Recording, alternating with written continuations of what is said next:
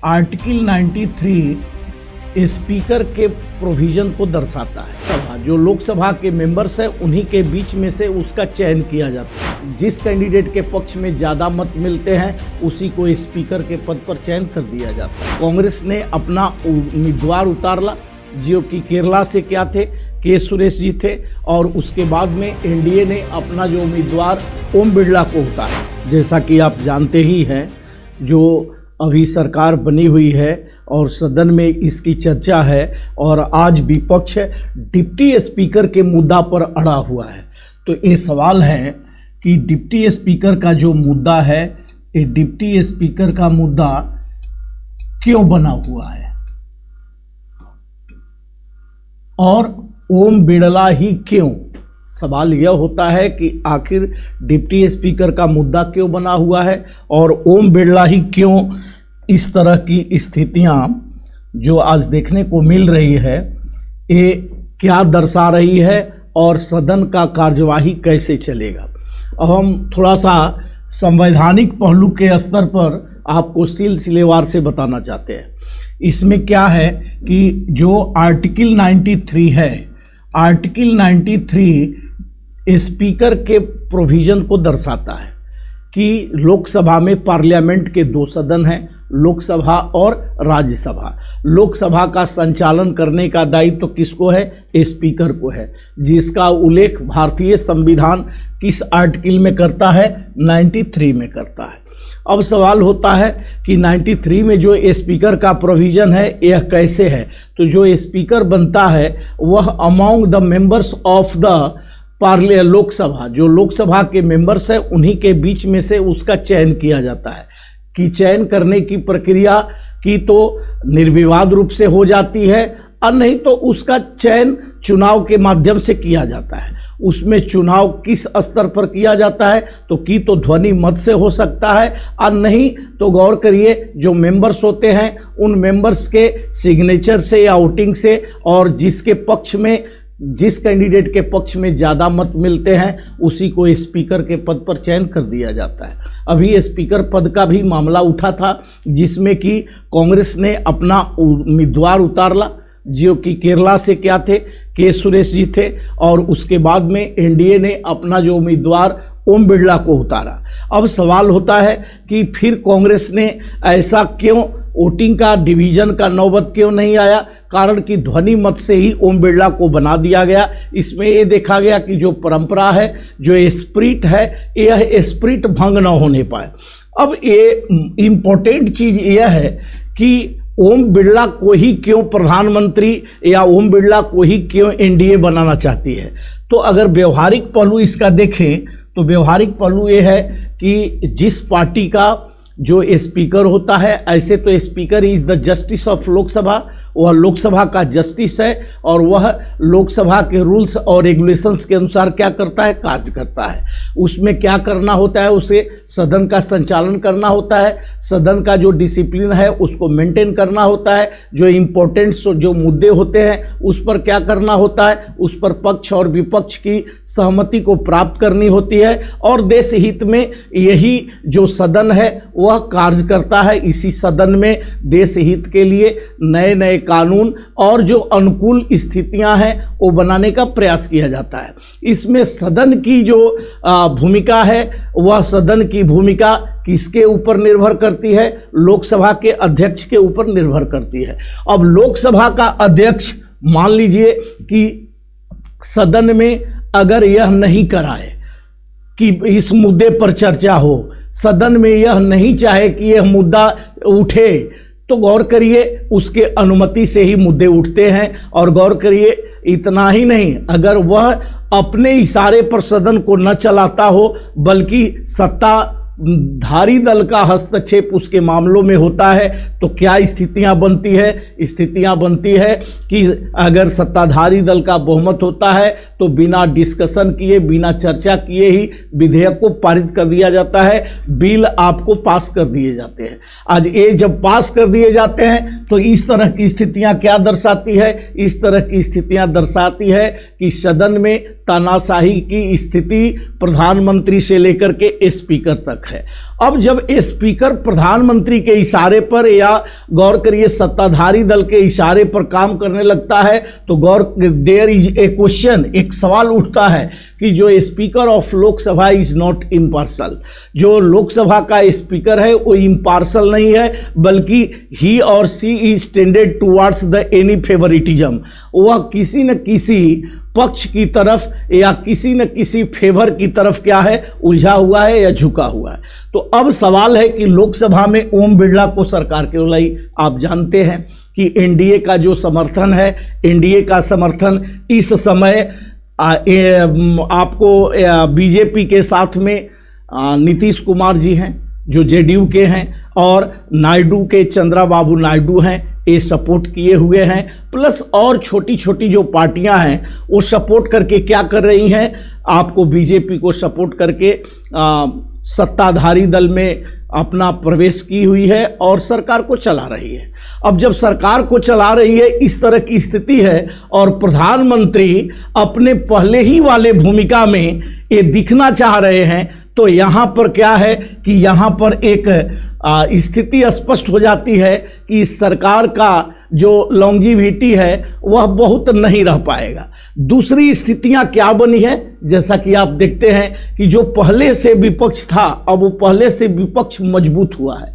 विपक्ष को भी गौर करिए 234 सीटें इस बार प्राप्त हुई हैं, जिसमें 100 के आसपास कांग्रेस को प्राप्त हुई है, 37 के आसपास सपा को प्राप्त हुआ है, और फिर अदर पार्टीज हैं जो कि विपक्ष के रूप में अपनी महत्वपूर्ण भूमिका निभा रहे हैं।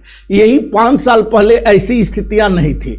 5 साल पहले स्थितियां क्या थी कि 5 साल पहले स्थितियों में बीजेपी क्या था, बीजेपी के पास स्पेशल मेजॉरिटी थी, उसकी बहुमत थी, वह लोकसभा में कोई भी बिल को आसानी से पास करा लेता था। इतना ही नहीं, लोकसभा फेवरिटिज्म के स्तर पर कार्य भी करते थे। आपने उन घटनाओं को भी देखा कि जो कि एक एक बार में 50 या टोटल देखे तो एक ही 2 दिन के अंदर में 147 मेंबर्स तक भी निष्कासित कर दिए गए और इम्पोर्टेंट बिल जैसे न्याय संहिता से लेकर के सदन में पास करा दिया गया। तो इस तरह की जब स्थितियां इतिहास की देखी जाती है, जो कि ये बहुत अधिक दिन तक समय नहीं हुआ, इसके पहले के ही काल में है, तो उस पर there is a question on the role of the speaker. Speaker की भूमिका पर एक सवाल हो जाता है। स्पीकर की जब भूमिका पर एक सवाल होता है तो जाहिर सी बात है ये जनता के दिमाग में भी आता है, और इसे गौर करिए इतना ही नहीं, विश्व के अन्य देशों में देखा जाता है, और यही कारण होता है कि सवाल उठता है कि आखिर स्पीकर की भूमिका क्या है और किस प्रकार की होनी चाहिए, और स्पीकर आपको अपना काम ठीक से कर रहा है कि नहीं। इस संदर्भ में आपने देखा होगा कि विपक्ष में जैसे ही सारे सदस्य शपथ ले रहे थे, उस दौरान श्री राहुल गांधी जी ने भी कहा कि ऐसा न हो कि स्पीकर सर के द्वारा वॉइस को दबाया जाए, ये इंडियन वॉइस है, इसका रिप्रेजेंटेशन लोकसभा में होना चाहिए। और सपा के मुखिया अखिलेश यादव जी के द्वारा भी यह बताया गया कि ऐसा न हो कि स्पीकर दूसरे के इशारे पर काम करे, अपने इशारे पर ही सदन को चलने दे और एक सदस्य का निष्कासन भी न हो, ऐसी स्थितियां बना करके रखी जाए। इन्होंने इशारों में स्पीकर को ये नसीहत दे डाली। अब सवाल होता है कि इस नसीहत के बाद में आपने क्या देखा कि जैसे ही अगला दिन जो राष्ट्रपति का अभिभाषण होता है, राष्ट्रपति के अभिभाषण पर मोशन ऑफ जो थैंक्स होता है, और मोशन ऑफ थैंक्स जो होता है धन्यवाद प्रस्ताव, अब उस धन्यवाद प्रस्ताव में आपने देखा होगा कि राष्ट्रपति का अभिभाषण का एक अंश नीट में जो स्कैम चल रहा है उसको लेकर के था, और उसी मुद्दा को गौर करिए राहुल गांधी ने सदन में उठा दिया। बड़ी शालीनता से उठाया उन्होंने कहा कि इस मुद्दे पर हम सत्ताधारी और विपक्ष दोनों की सहमति चाहते हैं, और सहमति बना करके ही हम एक ठोस निर्णय पर पहुंच पाएंगे। गौर करिए इस मुद्दे पर स्पीकर महोदय के द्वारा क्या किया जाता है, ये सारे लोग देख रहे हैं कि उनका जो स्पीकर है, उनका जो फ़ोन है, उनका जो माइक है वो बंद कर दिया जाता है। और इतना ही नहीं, गौर करिए, सत्ताधारी दल के द्वारा शोर शराबा किया जाता है। मतलब सरकार इस पर नहीं चाहती है। सरकार का मानना है कि मोशन ऑफ थैंक्स के रूप में जो चर्चा हो। लेकिन आप ये समझिए कि जब राष्ट्रपति का अभिभाषण का एक अंश नीट के रूप में हो, और नीट क्या है, अर्जेंट पब्लिक इंपॉर्टेंस का विषय बना हुआ है, कारण कि बहुत सारे लाखों लाख जो स्टूडेंट्स हैं आज सड़कों पर आ गए हैं। तो उसका कारण क्या है दोस्तों? उसका कारण है कि आज जो सत्ताधारी दल है, आज जो रूलिंग पार्टी है, आज जो बीजेपी एलाइड गवर्नमेंट है, आज जो मोदी सरकार है, वो कटघरे की स्थिति में है, वो जवाब देने के लायक नहीं है। इसलिए इस मुद्दे से कन्नी काटते हुए देखे जा रहे हैं लोग। अब सवाल होता है कि स्पीकर की यहाँ पर क्या भूमिका होनी चाहिए? स्पीकर की यहाँ पर न्यूट्रल भूमिका होनी चाहिए। स्पीकर को यह मांगना चाहिए कि नहीं, इस मुद्दे पर डिस्कशन हो। और गौर करिए, इतना ही नहीं, इस मुद्दे पर एडजॉर्नमेंट मोशन के तहत डिस्कशन हो, कारण कि अन्य कार्यों को रोक करके, कारण कि इससे पब्लिक अर्जेंट इंपॉर्टेंस का काम कोई नहीं हो सकता है। ये गौर करिए, ये लोक महत्व का विषय है, ये अति महत्वपूर्ण विषय है। इस पर डिस्कशन अगर न हो तो गौर करिए, देश के लिए ये जो मेंबर्स हैं, देश के लिए जो रिप्रेजेंटेटिव्स हैं, ये मान लिया जाएगा कि सदन में बैठ रहे हैं, लेकिन युवाओं के लिए, बेरोजगारों के लिए ये कुछ कार्य नहीं कर रहे हैं। तो इसलिए स्पीकर को नसीहत मिल रहा है कि नहीं, आप न्यूट्रल होकर के काम करें, इस मुद्दे को उठाएं। और आप देखें कि स्पीकर के द्वारा इस पर कोई कार्यवाही नहीं की गई, बल्कि कहा गया कि नहीं, स्पीकर के हाथ में थोड़े बटन है कि वह बंद करता है। अब आप समझिए कि एक बहुत महत्वपूर्ण बात है कि जिसके आधार पर सदन चलता है, और जिसके आधार पर सदन चलता हो, और वह व्यक्ति कहे कि हमारे हाथ में माइक नहीं है, तो ऐसा सदन में कौन व्यक्ति है, ऐसा सदन में कौन है जो इस तरह का कार्य कर रहा है? This responsibility totally goes to the speaker. यह दायित्व तो किस पर जाता है? स्पीकर के पास जाता है। स्पीकर को ही बताना पड़ेगा कि आखिर इस तरह की स्थितियां कौन खड़ा कर रहा है।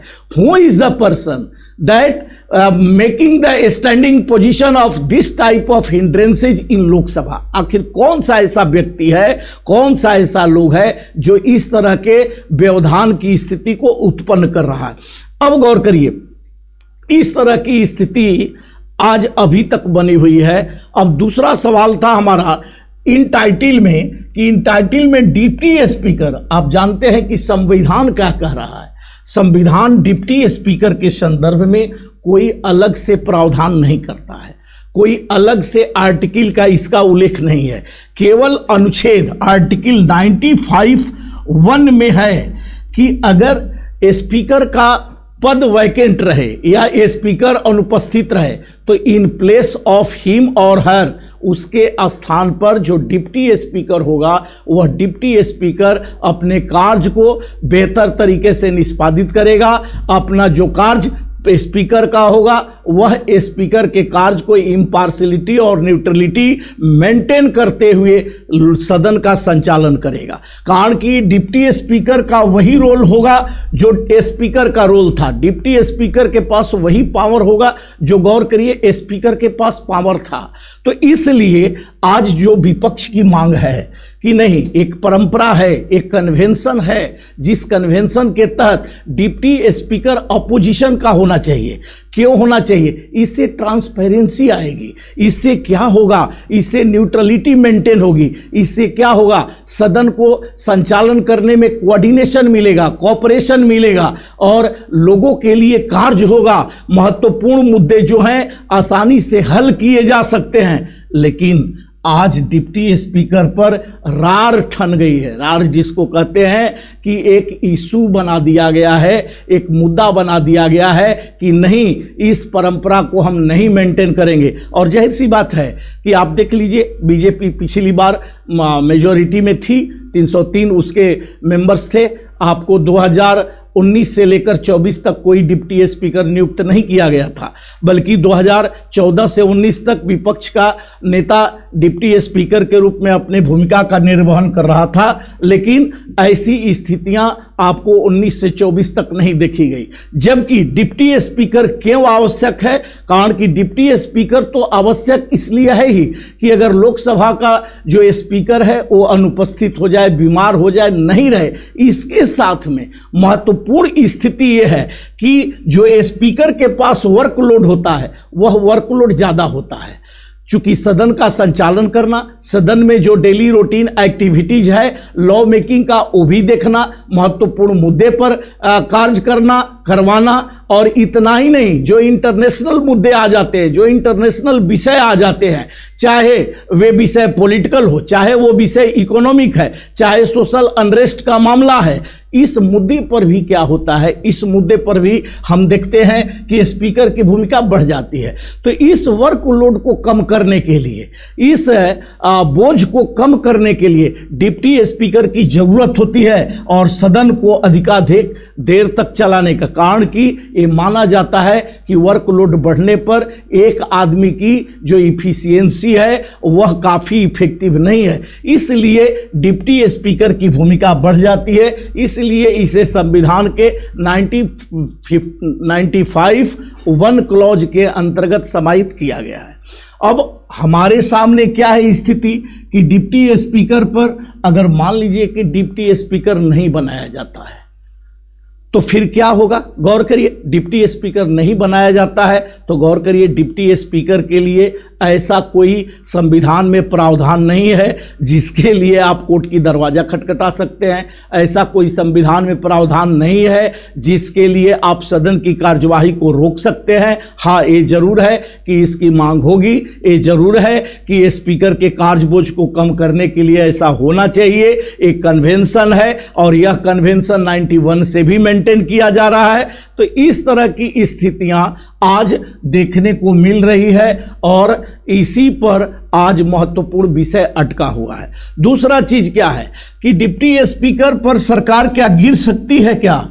तो डिप्टी स्पीकर पर सरकार को गिरने की भी संभावना है। अगर मान लीजिए कि डिप्टी स्पीकर का जो पद है यह अपोजिशन को मिलता है और डिप्टी स्पीकर अगर अपना कार्य न्यूट्रलिटी और इम्पार्शलिटी से करता है, तटस्थता और निष्पक्षता से करता है, तो गौर करिए सत्ताधारी दल की जो मनमानी है वो नहीं हो सकती है। सत्ताधारी दल के द्वारा जो किए गए स्कैम्स हैं उन पर चर्चा होती है, तो गौर करिए क्या होगा कि सत्ताधारी दल अपोज होगा, सत्ताधारी दल एक्सपोज होगा। इतना ही नहीं, सत्ताधारी दल का जो साख है वो गिरेगा। तो इससे जुड़े हुए जो एलायंस में जो लोग हैं, इससे जुड़े हुए छोटे छोटे पार्टी के जो लोग हैं वो भी क्या होंगे, सत्ताधारी दल से अलग होंगे। कारण कि ये सोचेंगे कि इस तरह की स्थितियां ठीक नहीं है और गलत पार्टी के साथ रहना ठीक नहीं है।